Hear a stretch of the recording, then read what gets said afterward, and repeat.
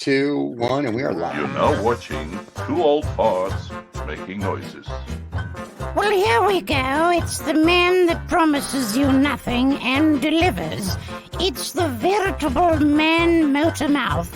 It's Road Woods who feels the need to call himself Robb Vega. It somehow makes him feel important. Anyway, do have a listen and try not to throw up. And we are back with Vaguely. And here is our resident world voice guy. We haven't seen you in like 6 months. You've been on hiatus.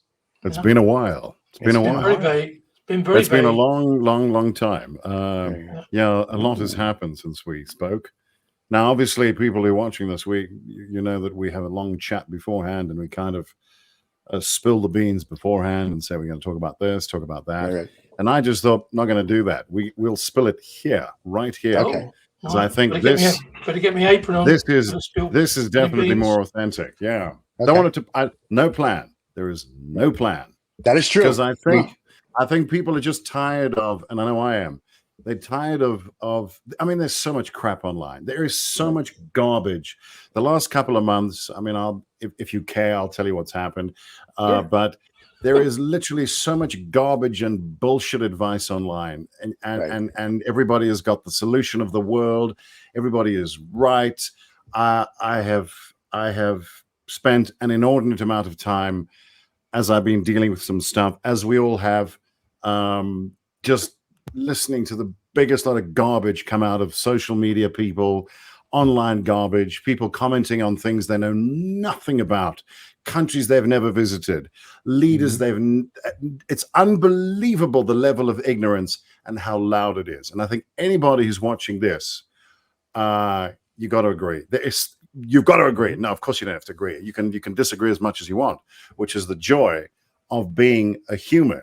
But there are so many people, there's so many leaders, entertainers, pick one, and they're all trying to shove some, I suppose like I'm doing now, some opinion down your throat as to the way you should live, breathe, think, what your worldview should be. It's insane. So basically what you're saying is Elon Musk is a pussy. I got it. I like that. I'm glad.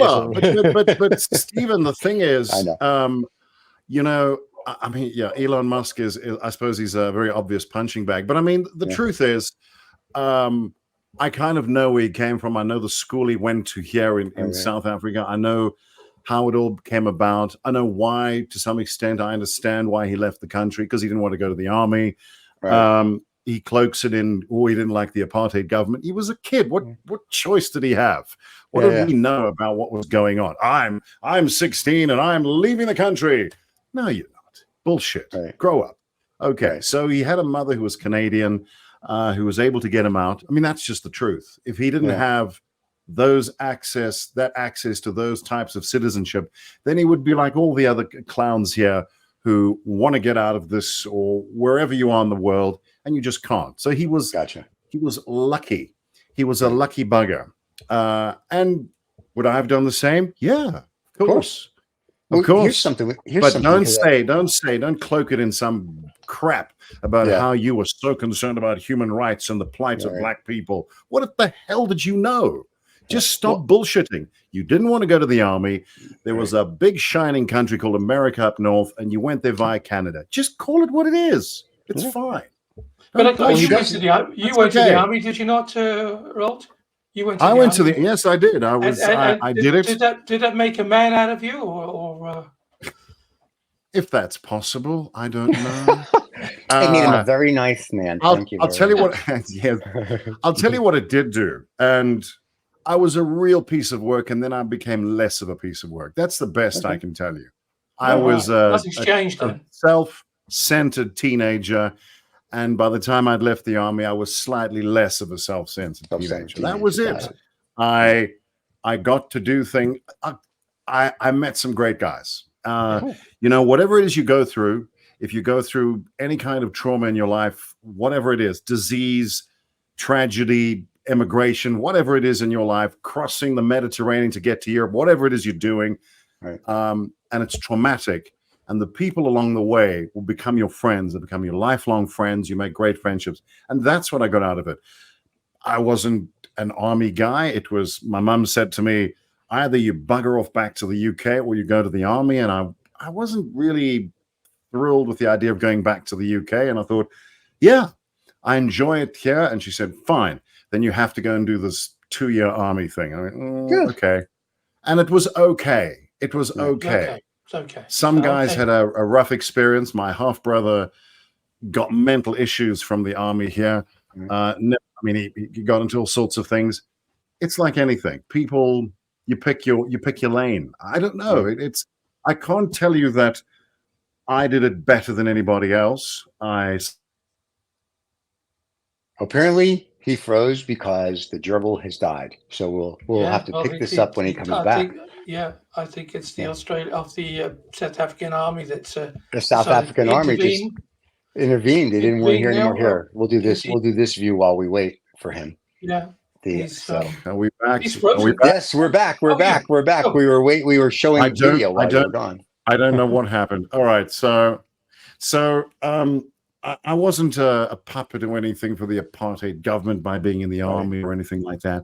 I was just a dumb white kid because it was only the conscription was only for white kids, and it didn't matter that I was a British citizen. It was either piss off back to the UK, or if you're going to stay here with that pale complexion of yours, then you have to go to the army. It's simple as that.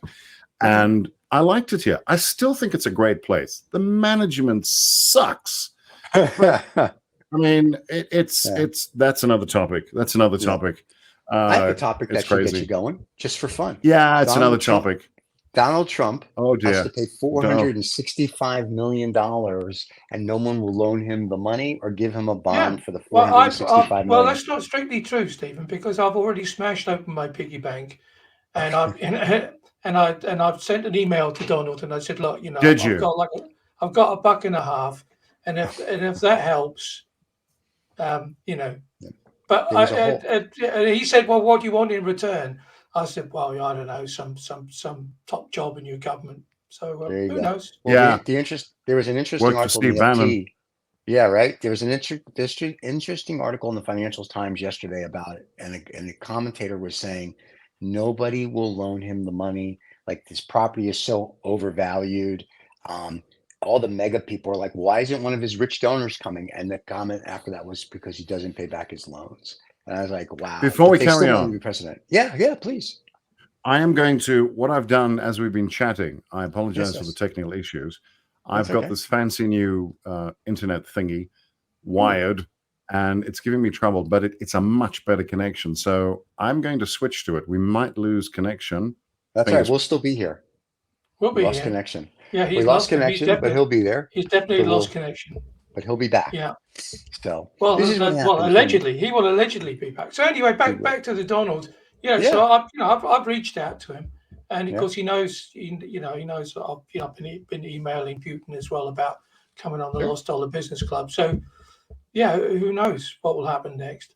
Did you ask? Well, I guess that answered that question. I guess it answered that question. We lost you, and now you're back. Okay, so the reason why I've got that fancy one when it works is it's a wired connection, and it's much faster, but it's new, and it's having teething issues. So I do apologize for that. What I wanted to say, just getting back to the other thing, I mean, you bring up the Trump thing. I mean, I was speaking about him the other day here, and I'll be honest with you, from the friends that I have over there in the US and people here, and we talk about it. This is the problem is it's zero to do with Trump. It's zero, nothing to do with Trump. Really, nothing. He's just some random guy who likes people to like him, and he likes money, and he's whatever. The truth is, I look at a guy like that and I go, I don't know him. I've got nothing against him. I don't care. He says stupid crap, but don't we all? The issue is not him. It's the inability, and it's not just peculiar to America, it's everywhere. It's our inability to find proper leaders, proper people that care and push them through, because the smart people, I have people who say, surely in a country like America with all these, this $20 trillion economy and all these people and smart people who've done all these these things. There's got to be better people than Biden and Trump. And I go, of course, but they're too smart and busy to get involved in that crap. They're just not interested. Who wants that job? Why would you take that job? Because the moment you start the campaign trail, your family is fair game. I have no dog in the fight. In fact, what I've seen of America, to me, is just a microcosm or a macrocosm of most of the world. We want people to represent us, to be honest and authentic. Good luck with that. And it's a global problem. It's the age-old political problem. We want people to do stuff for us, but we want them to say nice things about us. So we tend to just gravitate towards the people that say the things we like. Whether they mean them or not is utterly irrelevant. We just like that. We want the drama. We want someone to listen to us. And I can tell you right now, Donald Trump, you can say what you like about him, and you can say a lot about him. But the truth is, you have to consider the fact that you've got a massive country with a ton of cash, and people are going, A, why are we sending it everywhere? B, I'm in trouble. C, no one's listening to me. D, there's a globalization thing kicking off, and what's my piece of the pie? Aren't we supposed to be the richest country in the world? Why am I struggling? And it goes on and on and on and on and on. The basic thing in America is mirrored all over the world. You've got this chunk of people who just don't think that anyone is listening to them. So Donald Trump gets up, and all he has to say is, all he has to do is he can just be a party guy and say, yeah, we're gonna do that. We're gonna do that. And I love you guys. And America's great. And cheese is great. And we're gonna overthrow the government and go attack the Capitol and kill Mike Pence. Of course they like him, because it's we sent this before, I think, on another show. It's seen this interview with him, and Facts don't matter. He was saying to America, I get out of bed in the morning just for you. Yeah, but the thing is, what amazes me, Steve, we've had this conversation, and I see this frustration on every news network. Democrats are like, what? Why don't you start actually listening to ordinary people? Don't just come down off some mighty, and it's not just, I'm not having a go just at the Democrats, it's politicians. And the reason why people like him, particularly in America, and I've got friends who love him, and I go, what is it you like about him? And then they clarify and they say, well, I wouldn't have a drink with him, and I wouldn't let him date my daughter, just to be clear. Okay, I don't like him like that. He's dating his own daughter, allegedly. Well, fine, exactly. He's busy. He's all sorted. But it's not a personal thing. They just want a guy who shows a middle finger to the government, which he does brilliantly, and who actually he seems to have an innate understanding of media.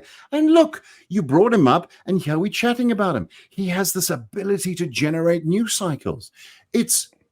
Look, I don't support the guy, but I have to say it's fantastic how much interest he generates. And that is why, if people in America are not, if you're worried about him, you've got to do something.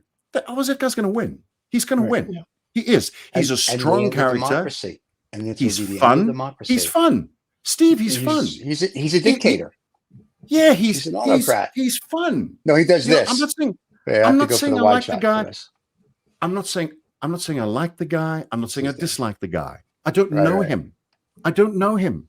But I'm saying you have to say whatever, whether you're right leaning, left leaning, middle leaning, down, up your ass leaning. I don't care. You have to say the guy gets the news cycle. He gets it. And no one else does. Yeah. No one else does. So if you're so worried about him and he lives in your head, then play his game. Learn what watch what he's doing. But the Democrats are too stupid. The Democrats are too stupid. And the only reason we bring them up is because we need people to listen to our show and clickbait. So we're good with it. Yeah. But if you're so worried about him, just learn from him. Understand but they don't want to. What he does. Remember, you don't have to like him. You don't have to agree with him. I don't even think he believes half the crap he says. He doesn't care. I think he does now. But maybe he does. The problem with people are ostriches. They stick their head in the sand and they don't care. And that is why we have the problems that we have. To your point, I agree. No. Politicians don't listen to their constituents anymore. And at that point, I think we're going to have a civil war. I don't care who wins the election in November. It's not going to be good no matter what. If Trump wins, I think you're looking at 1930 Germany, because he's made it very clear that's what he's going to do. If Biden wins, I don't know. whatever mega people are left are going to want a civil war because they're going to think the election once again was thrown. But technically, if Trump thinks he won in 2020, he's already then had 2 terms. He now can't run again because he won. So technically, Mr. Trump, you can't really run in November. Republicans need another party member. There you go. Can I just say this? I have to say this. I have to say this because there are tons of other things. I don't want to keep talking about him. No, we're going to get off of him. Yeah. Let's get off of him. That's an ugly image right there. Exactly. There you go.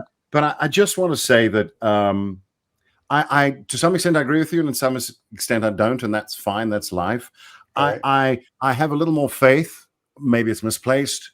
One of the reasons why I lived there, and I may end up living there again, is because of what America was about, the way it began, the way it started, what it was trying to achieve, what it was trying to get away from, what it was trying to build. From Indians. Yep, I got it. That too, yeah. That is, and by the way, not Indians, Native Americans, but that's another topic because Christopher Columbus couldn't read a fucking map. But that's beside the point. That also, I'm not even one of them, or whatever it is, Mohawk or whatever it is, and I always go, why do Americans consistently call them Indians? They're not Indian. The Indians live in India. No, I'm just saying. I literally go, they are not, though, isn't it? They are not Indians. They're nowhere near India. Stop calling them Indians. You are correct. So let me. I apologize. Let me rephrase it. The Native Americans that we stole the land from and made it all ours. Thank you. I don't care. There you go. Look, Steve, dry. Don't care. It's fine. I'm not. Why would it be an issue for me? But because the guy who got me my visa, his legal specialty was Native American rights and so on. But anyway, it opened my eyes up to that. But that's another issue. That's I'm not going to patronize people and say I know everything. You're not going to change the color of your face and stuff. I'm not. But listen, Dave. So what I'm saying is, it's not something I'm going to jump in because I don't have a history with it. So hey, your problem. I don't have a history with it. So I'm just saying the people there, and it's not my. It's not. I haven't lived that life, so I can't really. Call them whatever you want, but I just find it odd that a lot of people feel they're reincarnated Native Americans. So, Okay. Good. All right. Well, but moving on. So the thing for me is, did you not? That's like the most popular thing to be reincarnated from. Yeah. Well, go ahead. In your previous life was to be a Native American. No. That I wasn't even talking about Native American. What was I going to say? You're just having a rant. Don't worry about it. We'll catch up somewhere along the line. No, I just think there's an extraordinary amount of ignorance ranting, masquerading as arrogant bullshit, and it's extraordinary. And we're listening to these people. What I wanted to say was, as far as America goes, people will vote whoever the hell they want to. But if Trump gets in, this is what I wanted to say. If Trump gets in, I know what you see, because I can see both sides. I can see what the left people are doing. I can see what the right people are doing. And I don't think either of them are right. They're just not. I don't, that's my opinion. I think most ordinary people sit somewhere in the middle. They just want to pay their bills, get their services, have a job, go on vacation, make sure the kids go to school, all of that. They don't really have time for all this garbage that's going on. So that's where I think most people sit. They don't want to kill the left or kill the right or barnstorm the Capitol. There were some that did, but most of the Republicans I know think that was insane. The normal ones. And the same could be applied on the left, where there seems to be this obsession with bullshit, like what gender you are and trans and all this thing, whatever. What I'm saying is the normal people, the big chunk of people that live in the middle, they're like, what is this bullshit? Can we just make sure our taxes are used properly? Can we just make sure our kids get educated? Are we secure? Who are we sending money to? What are the basics? It's true of everyone. And those people, I don't think there'll be a civil war or anything like that. They will just go, oh, God, Trump's back, and then life will carry on, and there will be media sound bites galore for the next 4 years. Whatever. I disagree. I disagree so majorly. Okay, that's fine. Steve, that's fine. That is fine. But I'm saying if people are so concerned about it, then they should look at what he's doing and find out why it's so successful. And believe me, it is successful. It is successful. I agree with you 100%. Find a better candidate. Find a stronger candidate that looks young and strong on TV, because that's what people want. I don't know. I agree. I don't know what it is. Instead of voting for your grandfather, I'm not saying there's anything right or wrong with Biden. You know who would be good at presidential candidate? Michelle Obama. We should just put Michelle Obama against Trump with Nikki Haley as her vice president. And there you go. Your problem with that, and you know this, is there's a big chunk of people, possibly even the majority, who look at Michelle Obama, and this is not me saying this, I'm just saying it's what comes across. She pops on the screen and they go, boom, we can see her agenda. She doesn't look at people like us. We're not on our radar. We're not part of where she's aiming. I don't even know if that's true, but that's what people think. That's what they say. She's a good woman, but they don't see that. They will see someone who doesn't look like them, is on another lane that isn't of any interest to them, that she's got her own plan. Maybe she does, maybe she doesn't. There's all these divisions. And someone like a Michelle Obama, and by the way, I think she'd be great, but I'm not voting. It's not my problem. But they won't see that. They won't see that. They will see someone, they'll go, there's someone else who's not going to listen to me. What if I bring up the concern about globalization? Is it a concern? I don't know. It's a concern to them, Steve. That's the problem. It doesn't matter whether it's real or not. That's what they're concerned about. They're concerned about it. Great again. But if you so listen to them. You don't have to agree with them, but you have to listen. You have to say, I hear what you're saying. Let me have a chat. Instead of saying, you're all barking mad. You don't know what you're talking about. You hate black people. Piss off. And they go, I don't hate black people. I want someone to talk to me. And so these divisions are created. Hang on a second, Dave, hang on. Yeah. And these divisions are created, and nobody is actually hearing what anybody is saying. And you know what? They're all kind of saying the same thing. That's what I hear. They're all concerned about the same stuff. We hear things a little differently when Mr. Trump talks about how he's going to do what he's going to do, because that's a dictator and he's a symptom of the people. He's not the problem. He's a symptom of the people. It's also very true, because what happened January 6th, apparently they're letting it slide. All his trials, no one wants to prosecute. So there is a problem, because if a Barack Obama or any other president did what he did on January 6th, they'd already be in jail. But why? But Steve, stop. Why? Why would they? Why isn't he in jail? You want him to be in jail? Why isn't he? Why do you think Obama would be in jail? What is the difference between those two?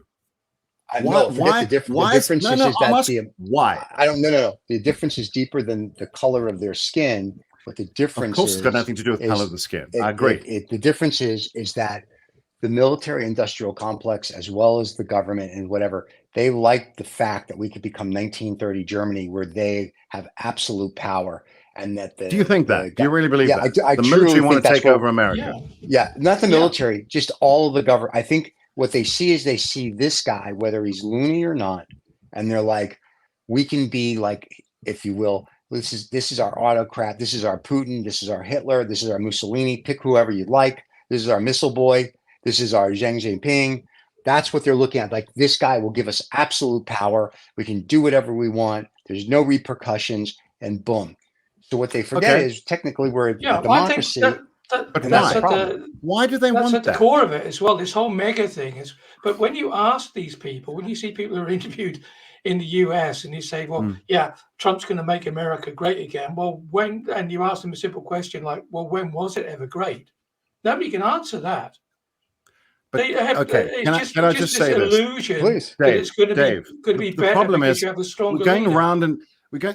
Okay, this is all valid, but we're going round and round the circle. The question that's not being asked is, why would somebody feel the need to suddenly want to take over the military-industrial complex? Why do people feel so threatened? Why are they feeling that way? It doesn't matter whether it's real, whether you agree that they should feel that way or not. They are feeling that way. What has happened to people in this chunk of people? You call them MAGA people on the right, whatever you want to call them. You can give them a label. but they are US citizens. Why are they suddenly feeling that? Well, not suddenly. Why are they feeling that way? You're not answering that question. I'm sure they're going to respond in all kinds of what you might deem inappropriate ways. And by the way, I'm just playing devil's advocate. I don't have, I'm just saying, what is the reason for this societal change that suddenly they want this savior to save them? What do they think they need to be saved from? What is that? What is the thing that's threatening them? Go. I mean, even in let's say one of the most chilled countries on the planet, in the Netherlands, we now have a centre-right government with Geert Wilders. But why? The question is why? Yeah, why are people? Why are they going that way? People think that the left has failed. No, and that the left has people are nothing losing to their offer. faith.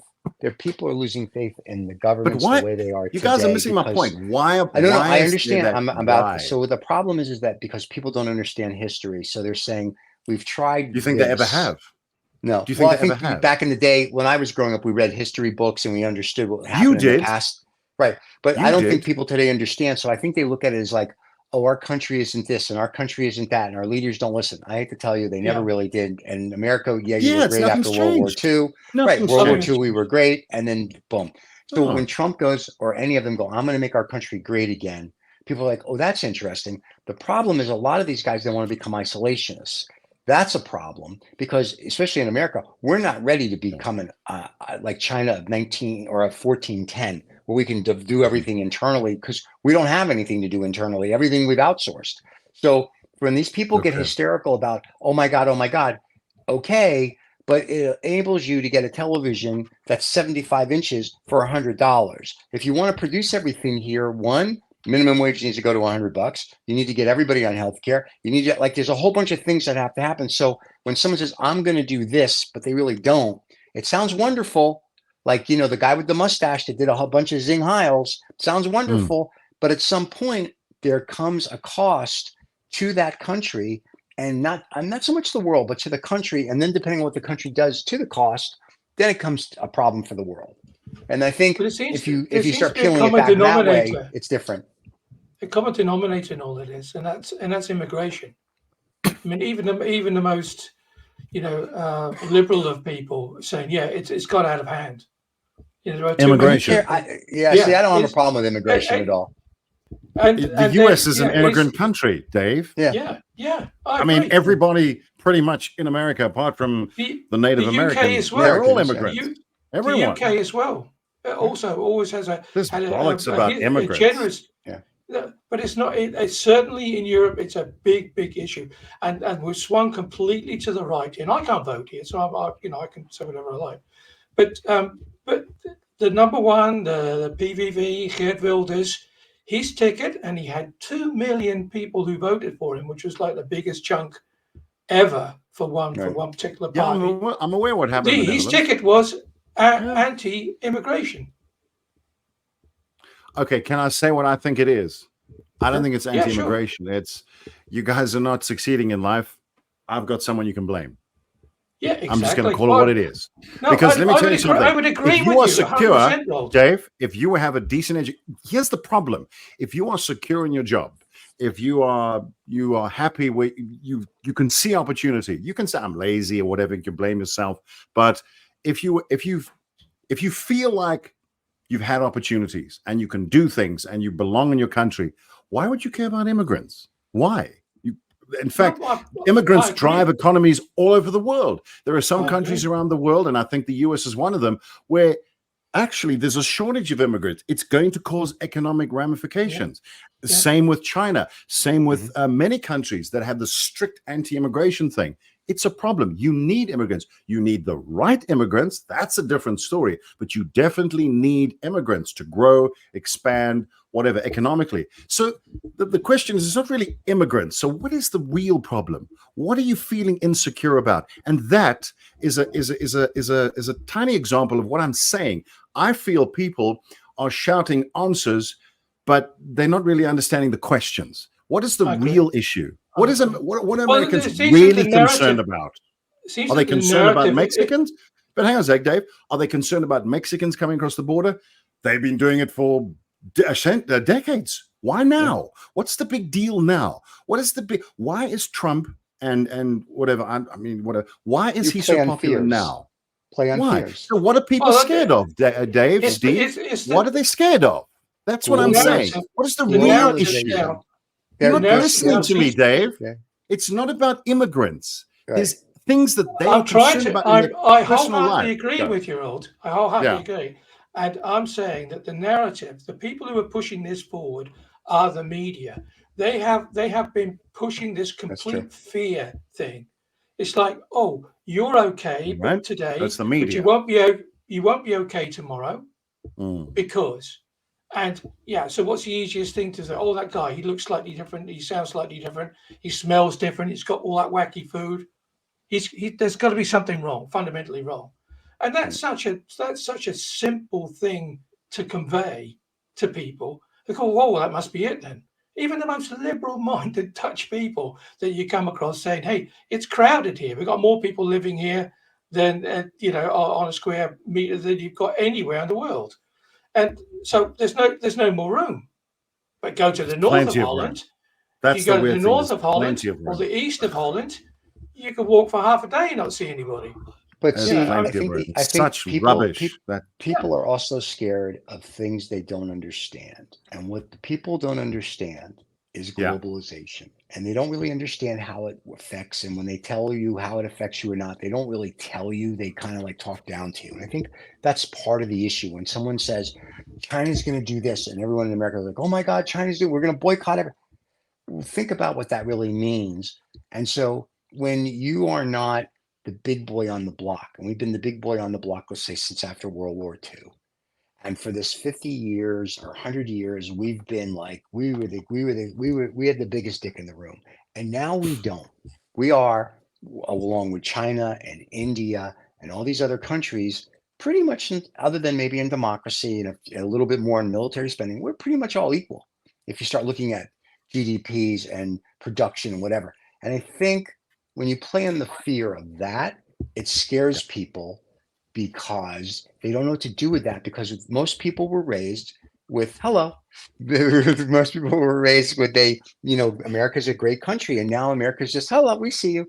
So we're not. They have to understand that we are now part of a global thing, and because of that, we are just another cog in the wheel. And if we all just got along, the wheel goes better. But you can't make money if everybody gets along. So you have to scare people, have wars, have a nutty person or two grandpas running for president. You have to have a Supreme Court that's cool. You have to do all of that to get people so they, like we're doing, talking about it, doing this. But at the end of the day, nobody cares. Why would you say that we don't make money when we get along? I'm just curious to know why you would say that. Because if I am, whether it's the military industrial complex or if I am, I'm not saying it's not true, but why? No, yeah. but we don't, right? Because people then, it's like we all get along, everybody's going fine. It's like there's nothing to be scared of. There's nothing I need to buy. There's nothing to be this. There's nothing to be that, right? So if everything just became status quo and everybody got along, the economy would just kind of ride its wave. Businesses would just be whatever, but nobody's increasing profitability or production because there's no need to. Everybody's getting along. The minute you say, oh my God, and perfect is in South Florida, in the US. When there's a hurricane coming, the hurricanes are great. It's like an ant showing up you don't want to see. You have 5 days of notice, and the news will start out. It's a category 1, 5 is the worst, and all of a sudden it's a hurricane that's a 12. And the next day, when you go to the supermarkets, the Home Depots, everything, the shelves are all empty. Why? Because it's a tragedy. And then by the time it gets to land, it's like 15-mile-an-hour winds. Everything's fine. Everyone's stuck with all this wood and what. But tragedy, or scaring people into a global tragedy, whatever it's COVID's, pick your poison. Everybody makes profit because everybody's got to produce something. But if I said to you, the lizard people and I and the Illuminati have decided tomorrow we're all going to get along. Everybody's going to have medical care. We're all going to have good housing, good education, no more disease, no more famine. Everything's going to be a Shangri-La utopia. What happens? Everything will run stagnant, which is okay. Is that bad? I think it would be fine. But if you are trying to be a trillionaire and you're just a billionaire, or you have a company that runs on, we have to produce more and more and more and more because we're greedy and greedy and greedy, That's so now bad. we're getting to the real issue. Yeah, that's the issue. Now it's not immigrants. It's not immigrants. No. It's these people you're talking about. But again, I would temper it by saying I don't know many billionaires, and I don't know if they necessarily want that. I'm not sure. I don't know.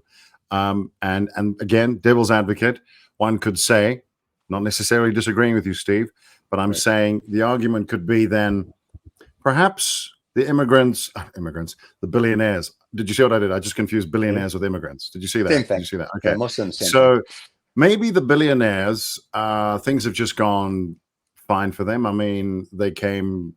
I mean, I don't know. Jeff Bezos wasn't a particularly wealthy. I don't know. He didn't come from. He was a school teacher. No, he's a school teacher, and he. So what I'm saying is, these guys have done well, and maybe they just trying to protect their wealth. I would. That's what I would do. I'm good with that.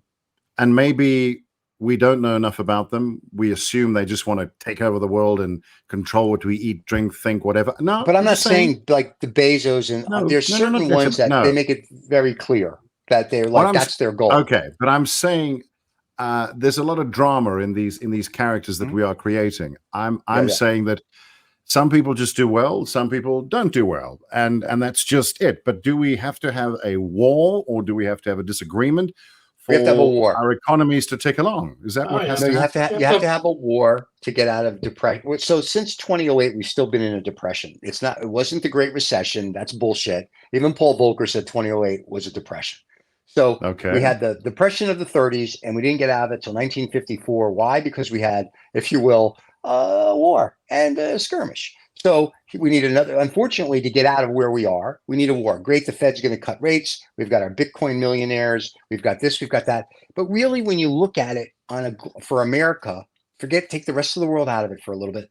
Even though Joe Biden now is passed a bill to do production in America and infrastructure with semiconductor plants or whatever, we're still 10 or 20 years behind everybody else because we got so lackadaisical about what we were doing with whether it be production, industries, infrastructure. Now, all of a sudden, it doesn't matter who the crazy guy is, whether he's Republican or Democrat comes along and says, I'm going to make it better because we're going to become an isolated country, because that's kind of what the one side's talking about.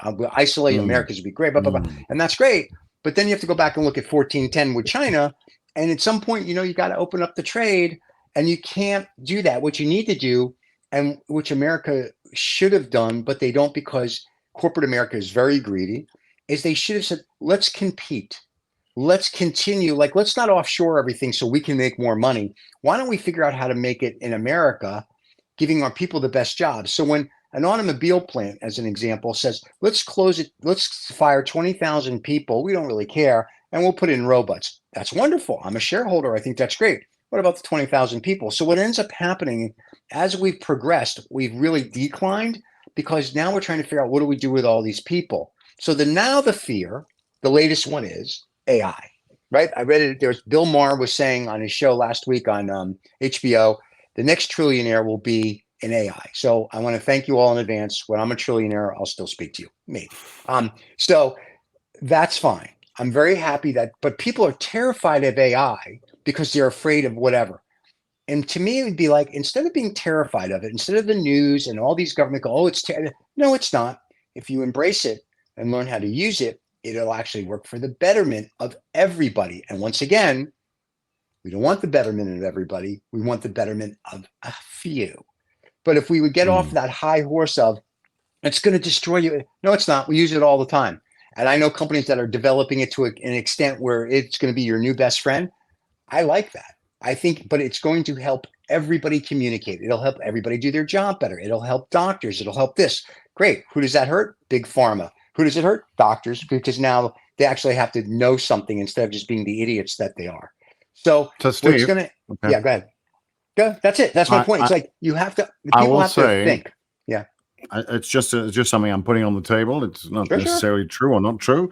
But I mean, there was a months long strike over this very issue. And I have to say, certainly in the performing industry, it is very much an issue. And I know it's an issue because I do some comedy stuff for my show. and I do utilize AI. I mean, there's disclaimers all over it, blah, blah, blah. It's fine.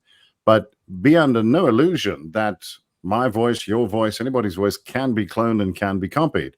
And if your voice and your likeness is your life, that is certainly a threat. That was the basis, one of the big things of the SAG-AFTRA strike. And I am actually a member of that, and I saw the correspondence.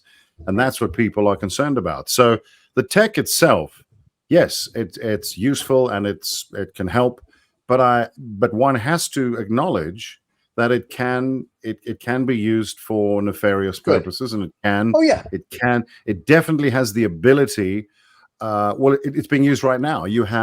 I'm a voice guy, and I can tell you right now that, and I've got friends in the US who are voice actors, and it's affecting them more because a lot of these things, these online services where you can feed in a script and it pops out a voice, is a massive threat to people who earn an income like that. So I would say that, and nothing has, from what I can see, nothing has really been done to protect people like that. All that people are saying is, oh, we'll just find another job. Well, that's easy for some. I mean, fortunately for myself, I'm a coder as well. But one of the things that has happened to me over the last 5-6 months is it's definitely affected what I do as a voice actor. Big time, totally, globally. It has, certainly. And that's why I've had to, not that I mind, but broadcasting, which is how I began, I've had to go back into it. And I'll tell you off the air exactly what has happened with me, but I'm getting back into broadcasting far more because presumably AI it's very difficult to replace a broadcaster, but you can certainly replace a voice actor quite easily. And that tech is here, and it's now, and it's been popped onto the world stage. I feel, maybe I'm wrong, and I'm speaking for a lot of voice actors, with very little regard for people who earn their income.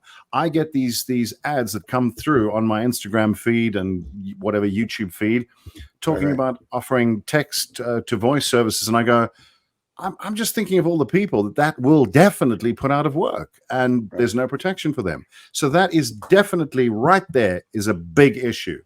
Again, I don't despise AI. I think there's a lot of things that can be done.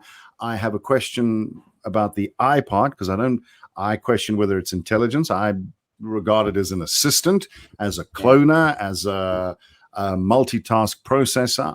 I'm not so sure about the intelligence part, but that's up for another debate. It obviously is, people can tell you that it can give the illusion of creativity. I dispute that. You can put stupid ideas together. That's not creativity. Creativity is a totally human thing. Good luck trying to clone that. And I hope to God we don't manage to. So that the man in the street can have some sort of understanding of it. Same reason why they call, cryptograms, they call them coins, because people can understand. No, I know they wouldn't understand if you said call it something else, but I'm just saying it is a fabulous tool. It's everywhere. In the right hand. I heard this week there's a company in the UK, they're now being sued. He's put what's her name? Oh, I can't remember her name now. It's gone. Grandy, whatever her name is, the artist, the young girl artist, and he's made her Ariana sing Grande. all. So she's now singing all these Whitney Houston songs, which of course she through AI. Through AI. But see, and they're having a hell of a job. They're having a hell of a job to find something legal to pin them down to. Yeah, issue. And the other thing that's big at the moment here in Holland is deepfake porn. So a lot of just deepfake generally. Yeah, but that just too. Deepfake, but mostly porn. Mostly a lot of the people that are in the Dutch media now are all in these new porno films. There was a British show called Capture. I don't know if you've seen it, called The Capture, which it's a story. It centers around the vast CCTV network that exists across the UK. And I'm not going to give it away if anybody wants to watch it because it's a great series. It's a British series, but it's called The Capture. And in it, CCTV footage is manipulated, and it gets to the point where you realize and obviously there's police procedures and so forth that are incorporated into the story. But it gets to the point where you realize we're entering a time, and this is the danger, where what you see and hear, you can't rely on that at all. And but the average person, with all respect, the average person doesn't understand, or maybe doesn't have the IT sophistication to realize exactly what they may or may not be looking at. So they will take that as the gospel and as the truth. Even more dangerous than that is there is a small group of companies who are now qualified to tell if it's a deep fake or not. That's even more disturbing. Yeah, but can I just say this? Just find one final point about the deep fakes. Sure, you can spot things like the porn thing is a real issue. I mean, it's a massive problem. I can't even imagine. But here's the thing that concerns me about it. If you're watching a video that is quite clearly just not right, suddenly Biden looks about 50 years old and he's driving a Lamborghini and he's rapping, okay, but it's definitely him. It looks like him. That's fine. Hang on. Okay, that's fine. That's okay. You can see. Okay, it's obviously BS. But what if the concern I have is deep fakes that just bend the truth slightly, where it actually you think this is definitely something they could say, so you don't veer from the truth too much, but you incorporate things. So you'll have I'll just getting back to Biden again because we've said Trump too often, so we're balancing it out. So you have him saying some things that could quite clearly same language of the same period that he would discuss, all of that, his background, and you do some deep research, you research his background, and you come up with a script or a narrative that he definitely might say, but you don't have the evidence of it yet. Now that even people who know him might go, yeah, I can believe he would say that. So if they believe that, then anybody is going to believe it. It's the clever deep fakes that are going to affect you've got the election in the US this year. We've got the election here in our country this year. There's a lot of elections. And there was that politician in Europe, I think it was at Slovenia or one of those countries, where they used a deep fake to mess up his campaign. And so he lost the election, apparently. Yeah. But like I say, again, the most disturbing thing is that the policing then of this new period we're going into is going to be in the hands of an incredibly small group of companies who say, oh, we know it's deep fake. We can tell you it's deep fake. So it's So let me say this, gentlemen. Can I say this? So we've stirred the waters and muddied the waters and created all this garbage. So someone is watching this. What would you say to them? How does the average person know what the hell is going on? Is there some simple pointers? Maybe. What should they do? Where should they turn? Because it's all very well creating a problem and bitching about things, because this is what anybody can do. I recently heard someone say it's easy to judge because when you judge, you don't have to think. It's easy to criticize because there's no thought involved in criticizing. The real thinking, the intelligence is, okay, this is what is. How do we negate that? How do we get through that? What is real? What is not? Do we even have any idea of how to get to that? I think people have. Here's the problem, and I've said it before. People don't read; they don't know history. So if you don't know history, you can't know anything going forward. People don't read presently. Like we always talk about this on Lost Dollar. Yeah. Like I read the Financial so what can Times, they do, the Economist, New York Times. You have to read. You have to stay informed. And I don't mean like we use Instagram to promote our channel. We use all the social to promote. I don't look at social media to get my news. I don't look at social media other than I look at that if I want to look at social media.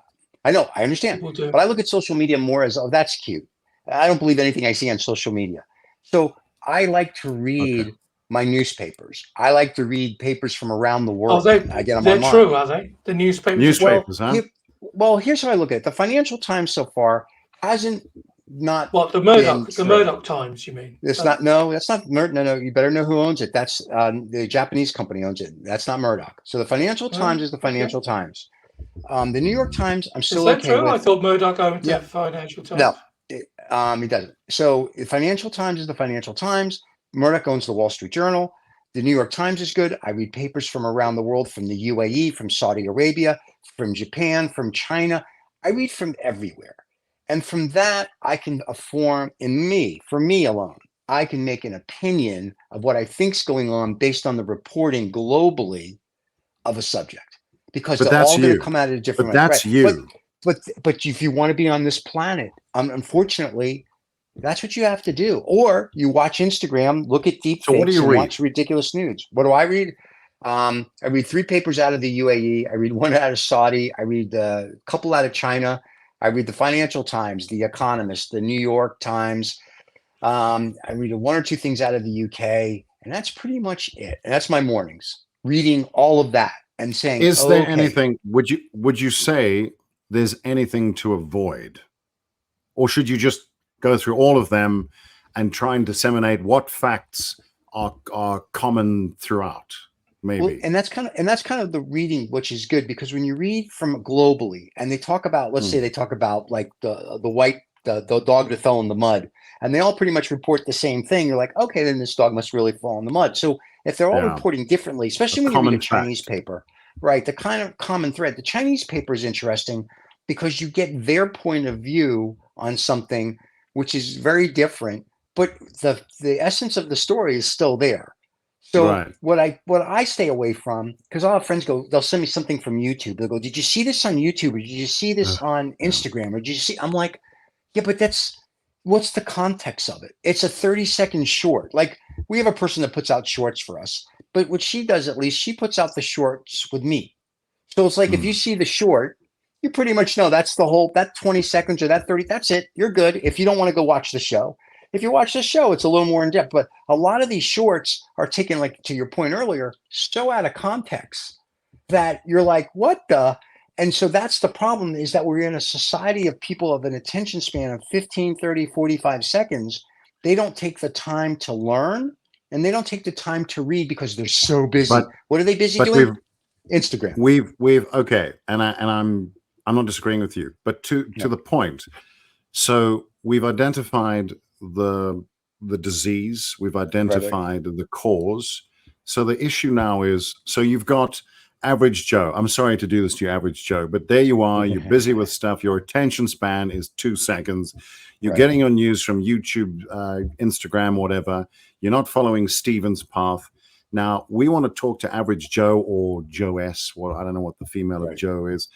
Them. And we want to say to them, we're not. It's like a diet. When people tell you to eat vegetables and you're a carnivore, you're not going to do it. So I think the issue, well, the point I'm trying to make is, if you've got someone who's a carnivore and you're trying to make them a vegan, it's just not going to happen. So you've got to say, right, well, funny you should ask. There's a meat that's green and it still tastes like meat.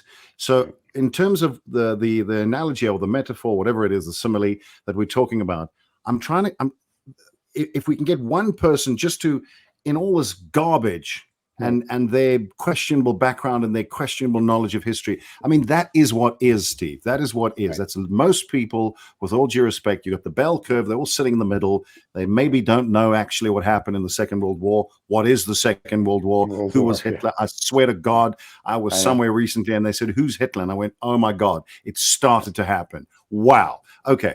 But I can't, what am I going to do with that person? I can't, that's just who they are. So what do you do with that person? How do you slightly enlighten them a bit more or help them? What do you do? They need to think. And that's all you can tell someone to do is think. I know it's funny. That's the challenge, isn't it? At the end of the day, all you can say to somebody is think. Like when we have interns and they do stuff for us and they'll look at us like the RCA dog when we say something, I'm like, just think. Like, just think through it. And if you see something, that's why I like to read so much. I want to get more than one person telling me it's blue. I need to verify that it really is blue. So as much as I make fun of whether it's Trump or Musk or whatever, I read what the globe is saying, if you will, globally. I can think through it. Okay, that's good, that's bad. So you have to think. And you know what? There is enough time in your day to do it. Can I just say something about that? That's a really long answer, actually, to the question that Roll. Can I just say this? Can I just say this? Because he said, what do we use then to okay, can I just say this? This is an interesting thing. I'm busy writing something and I'm studying writers and whatever. And the one thing, I think it might have been Harlan Coben. I think it was him. He's a writer. He's written a bunch of books, and I'm doing a course of his. But anyway, that's not. I don't want to talk about that. But he made a very interesting thing when you're developing a story, and it applies to what I'm gonna talk about now. When you're developing a story, you've obviously got a protagonist and you've got the villain, right? Now, in the villain's mind, that what he doesn't think he's a villain. He thinks he's a normal guy doing normal stuff. So he thinks he's fine. In fact, he thinks he's the protagonist.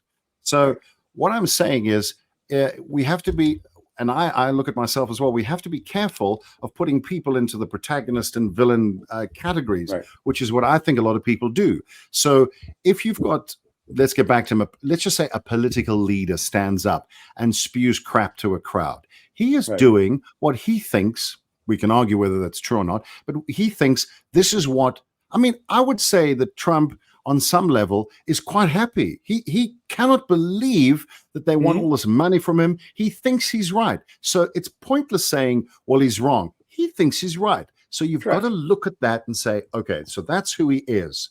Don't argue with him. It's fine. You're right, Don. You've got to look at people who look at him and say, all right, before you judge him, before you decide what he's about, let's get you reading these things. Let's get you, this is how you disseminate facts. Here's the thing. The more you dismiss a guy like that, and you know this, the more you dismiss a guy like that, the more people go, well, I'm really going to listen to him. And you don't want that. You've got to acknowledge that he's there and he said something and he's got a right to say it. You've got to start with that. True. And then that's very true. That's where you've got to take all this vitriol out of it and say, right, okay, Mr. Trump, I see what you're saying. Now, here's an alternative thought. You may get shouted down. Of course you might. But that is what I see. Dave, you brought up the media and doing all this thing. You look at a lot of these media interviews where they have people from the left and the right, and they ask them a tricky question. I mean, I'm going to just bring her in, Marjorie Taylor Greene, who's this, you know who she is. And there was that recent clip where that woman, I mean, she just gaslit her so badly. I mean, she said, hello, Marjorie, you know, this is great. How are you? And then she just popped in that question and said, aren't all these people criminals? And she just flipped. But what I'm saying is we've got to get the knee-jerk thing out of it. We need the adults in the room. You need more adults in politics, and that's really what you need. So how do you find the adults? What is true? And what was the thing with Peanuts, with Charlie Brown? Never read a paper for the first 2 years. Don't read a newspaper the first 2 years of your life. And try and cross-pollinate the facts. So if you watch MSNBC and watch Fox News, watch both. Watch PBS. Watch. If you don't read, then watch it. I'm saying, Steve, you got people who don't read. That's just a fact. They don't read. You can't tell them to read now. Go and be a vegan. I'm not going to read. So give them something else to watch. And what I would like to say is that just broaden your news. So just broaden them. Yeah. And the more you broaden them, in fact, I would say as someone who's lived in 3 different countries. I was born in one, I traveled to another, I live in another. That actually, if you can travel, if you can talk to more people, and if you want to know about science, ask a scientist. If you want to know about political matters, go and talk to even someone who's studying at university, someone or a proper journalist, not a musician from Baton Rouge who's telling you that Wi-Fi is they're gonna put nanobots in they're gonna control you with viruses and stuff. So you've got to try and match the source with the facts. Make sure you go to a scientist about science and so on and so forth. That's what I want to say. You need to just you did pose a question where you are. Just broaden it as wide as you can and consider everything. Rolled, and both of you have just gone off on a complete tangent. Neither of you have answered it. But you said, you know, what do you use then as a measurement going forward? And for me, I had a boss. He said to me once, you know, if you can smell poo, that's probably because there is some somewhere. And that's kind of resonated with me. You know, I just go back to my own gut feeling, and think, okay, you know, and learn to try and fine tune that, because I was more wrong. I was more wrong than right. Yeah, but I'm trying to be more right than wrong. Can I say one final thing? Because I see we're getting to the hour. But can I say this? And I do mean this. And people who know me know this about me. People who don't know me think I'm this monster guy with a resting bitch face. All I want to say is this. Well, you say. I mean, absolutely. True. I've got a fantastic resting bitch face. Hey, I lived in New York for 3 years. What I'm saying is like a bulldog sucking on precisely. Well, that's how you survive. That's how you survive. Yeah, exactly. And here where I live, you don't want to look weak. So, and whatever. But what I'm saying is, what you want to do is you want to keep an open mind. And this is the thing. This is what I believe. When I'm wrong about something, I benefit because I've learned something. If someone proves me wrong, I'm the one who's benefited, not them. So try and look at it that way. Try and get proved wrong. It's a humbling and a fantastic and expanding experience. And you'd be surprised how often you can get proved wrong. So, yeah. Come on this channel. It's better to be wrong, actually. It's fantastic. You always learn. It's great. And that's what's the point of being right all the time? Learn. The stress. And always learn. And always learn. and always subscribe and like. That's absolutely right. Always subscribe and like. Are you now here before we leave? Because all your fans now are so excited that you're here back after 6 months. They are. Okay. Hi. I talked to all two of them. They're very excited. So my question is, when did I get two? I've doubled. Wow, brilliant. David woke up. So now are you coming weekly or monthly on the Vaguely or fortnightly? What is your schedule? We'll try and build in a weekly, I think. Yeah. Now that the time zones have aligned. Yeah. There you go. Okay. Because I've now got a radio show which is kicked in the mornings.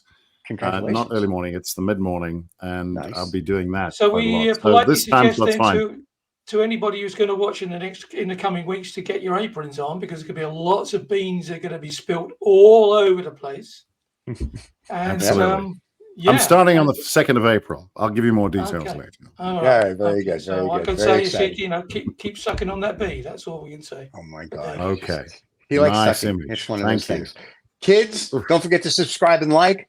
Catch us next week with Mr. Robb Vega and his show Vaguely, and it'll be very fun to see what we discuss next week. Stay on after the credits. Here we go. All right, guys, we'll see you.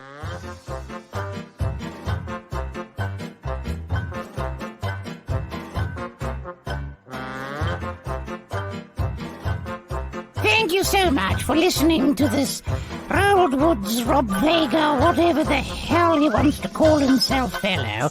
You know, this podcast thing, it makes him feel very important, and he's a difficult fellow as it is to deal with. So thank you so much for putting up with him, and do take care.